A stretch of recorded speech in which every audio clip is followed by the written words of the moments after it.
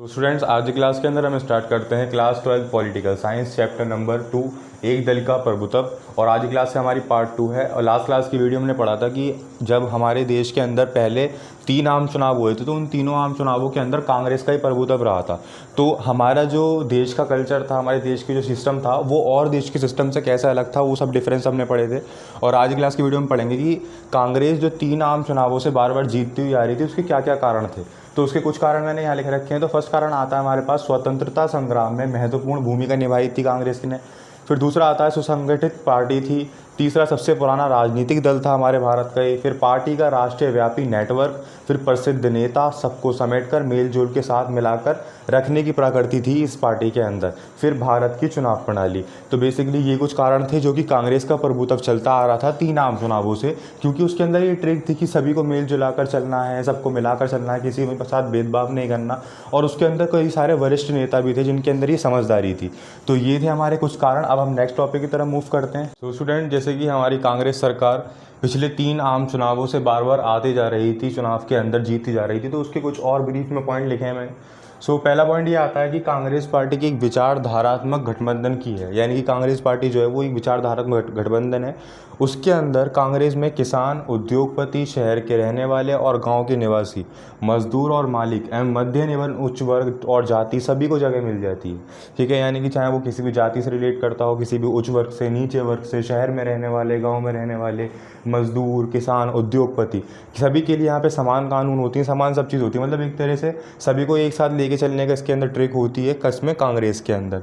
Then हमें second point मिलता है, कांग्रेस ने अपने अंदर ग्रामपंथी, नरमपंथी, दक्षिणपंथी, वामपंथी और मध्य वर्गीय विचार की धाराओं को समाहित किया है। ठीक है, ये भी बहुत इंपॉर्टेंट पॉइंट बन जाता है इसका, जिससे हमारी कांग्रेस सरकार 3 बार आम चुनावों में आई। फिर थर्ड पॉइंट मिलता है हमें, कांग्रेस ने गठबंधी स्वभाव में विपक्षी दलों के सामने समस्या खड़ी करी और कांग्रेस को असाधारण शक्ति दी। चुनावी प्रतिस्पर्धा से पहले दशक में कांग्रेस ने शासक दल की भूमिका निभाई और विपक्ष दल की भी।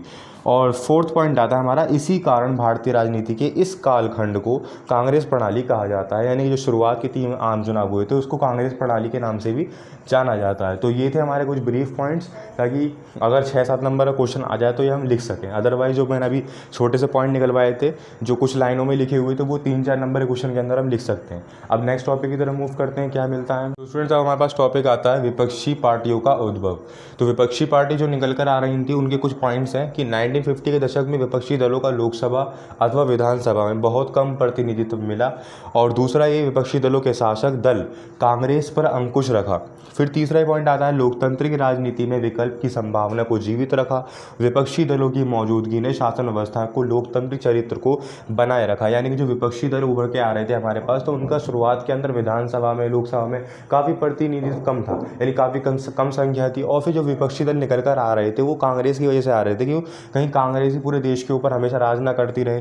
तो इसीलिए, और इससे हमारा एक फ़ायदा भी हुआ कि जो हमारा संविधान था उसके अंदर जो विकल्प की चुनाव चुना था हमने, कि चुनाव चुनकर ही हमारा देश आगे बढ़ेगा, जो सरकार जीतेगी वही शासन करेगी। तो इसको भी जिंदा रखा विपक्षी दलों ने। फिर जो विपक्षी दलों की मौजूदगी से एक तरह से तानाशाही से भी रोका हमें, किसने, विपक्षी दलों ने। यानी कि जब एक पार्टी से ज़्यादा 2-3 पार्टी हमारे एक साथ चुनाव लड़ती हैं तो उसमें डर रहता है कि हमारी हार का और जीत का। तो इसीलिए क्या होते हैं, कुछ विपक्षी दल के नेगेटिव पॉइंट भी हैं और पॉजिटिव पॉइंट भी हैं, दोनों इसी के अंदर ही है मिक्स। तो अब हम देखते हैं जो उस समय पे प्रमुख विपक्षी दल निकल कर आ रहे थे उनके क्या क्या नाम थे और कौन कौन सी वो पार्टियां थी। स्टूडेंट्स, ये थे हमारे उस समय कुछ प्रमुख विपक्षी दल।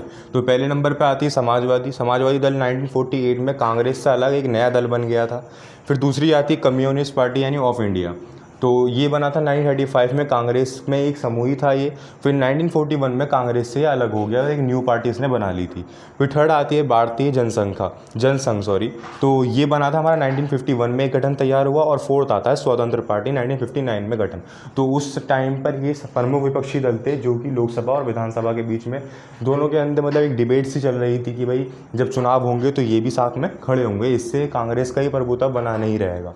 तो ये थे हमारे कुछ विपक्षी दल जो कि उस समय के थे। और इसी टॉपिक के साथ हमारा ये चैप्टर फिनिश होता है और साथ ही मिड टर्म का सिलेबस भी फिनिश होता है। अब जब नेक्स्ट क्लास हम करेंगे पॉलिटिकल साइंस की, तो उसमें हम फर्स्ट बुक के चैप्टर नंबर 1 के कुछ इंपॉर्टेंट क्वेश्चन की सीरीज स्टार्ट कर देंगे जो कि एग्जाम पॉइंट ऑफ व्यू से इंपॉर्टेंट है। अदरवाइज आज की क्लास के अंदर कोई भी डाउट हो किसी भी पार्ट की वीडियो में तो आप मुझे कॉमेंट सेक्शन में ज़रूर बताएं। Thank you.